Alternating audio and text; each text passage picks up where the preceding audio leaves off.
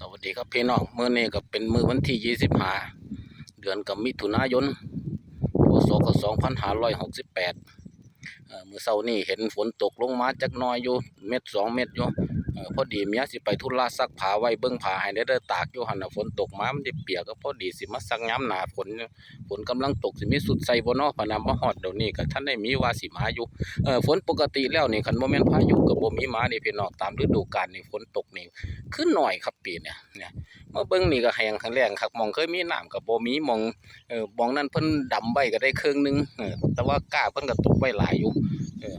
น้ำบ่มีปีเนี่ยคันสิไปถอนหญ้าจังซี่มันก็ถอนบ่ได้บ่มีน้ำมันก็ไปทบกระเทือนกับภาคเขาพันทั้งแรงพันทั้งไปดึงหญ้าออกพันไปค้อนมันก็สิตายคันว่า3ก็3บ่ได้ปีนี้เข้าใจว่าคงสิตกพุ่นละตกฝนถิ่มช่วงก็ช่วงสิงหาพุ่นละเนาะดำนาเดือนสิงหาพุ่นละเกี่ยวกับวันพ่อพุ่นละวันพ่อท่านว่าก็สิพอดีละแต่ว่าให้แรงคักก็สิบ่แรงดอกก็สิมีมาอยู่ฝนน่ะเพราะว่าเพียงแต่ว่าถิ่มช่วงซื่อๆช่วงเนี่ยได้ยินข่าวว่าทางถมพุ่นก็ว่ามีน้ำว่าสิไหลเป้งไปทางนาเขาก็ด่าน้ำก็ได้น้ำมันเป็นน้ำหลวงน้า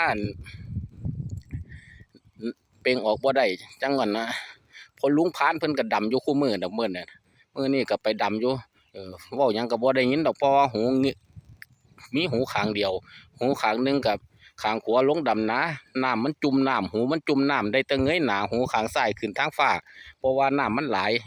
ทั้งหัวทั้งหูข้างขวาลงไปในน้ำข้างซ้ายเงยหน้าขึ้นก็คือหูเพราะว่าเพิ่นน้ำหลายดำอยู่จั่วอยู่จังได๋จังว่ามีน้ำเขาก็ดอกจะได้แห้งก็บ่แห้งน้ำหมู่เพราะว่าลงจุ่มน้ำหูข้างนึงนั่นน่ะห้องใส่ก็บ่ได้ยินเดี๋ยวนี้ก็ยังดำอยู่มื้อนี้ก็ว่าสิมาเบิ่งนาว่าสิเอาหญ้าเอาหยังออกบ่หญ้าหลายคักเด้ครับพี่น้องนะแต่ว่ามันก็สิออกบ่ได้เพราะว่ามันแล้งหลายหม่องเคยมีน้ำก็มีหม่องเคยหงก็บ่หง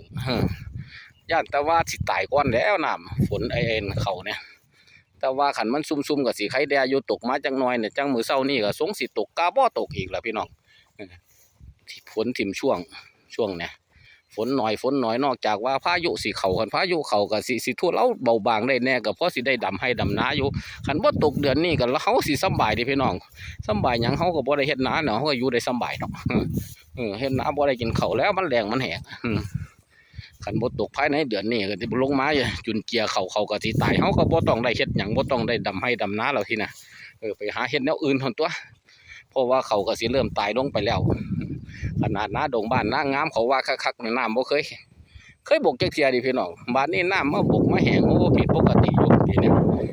ก็รอพายุเท่านั้นแหละครับคันฝนตามฤดูกาลยังหน่อยอยู่เนี่ยวันถอแต่ว่าก็ยังมีซุ่มแดนระเบิดมองบ่อนมองได้แหงไหลจังเสีย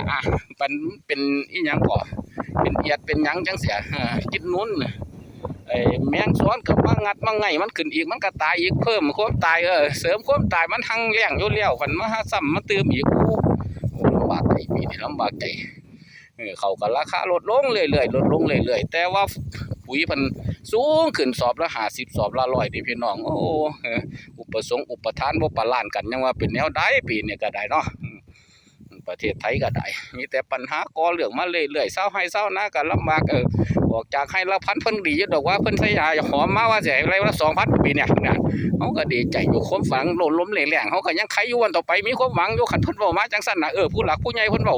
เฮาก็หลงดีใจหลงเสียแน่อยู่วันต่อไปแม่นเป็นจริงบ่เป็นจริงก็สร้างแต่ว่าก็มีความหวังลึกๆอยู่วันเถาะอันนี้ก็มื้อนี้ก็ได้มาเบิ่งให้เบิ่งนะนางงามหลายอาทิตย์แล้วบ่ได้มาเบิ่งขาตะไปดำนาทางนาถมน่ะก็พ่อใหญ่น้องก็พ่อใหญ่ไปทางพุ่นแล้วแล้วว่าเห็นกันกับพุ่นเด้อมื้อเกี่ยวข้าวพุ่นเด้อทางถมน่ะบ่ไปอีกแล้วเพราะว่า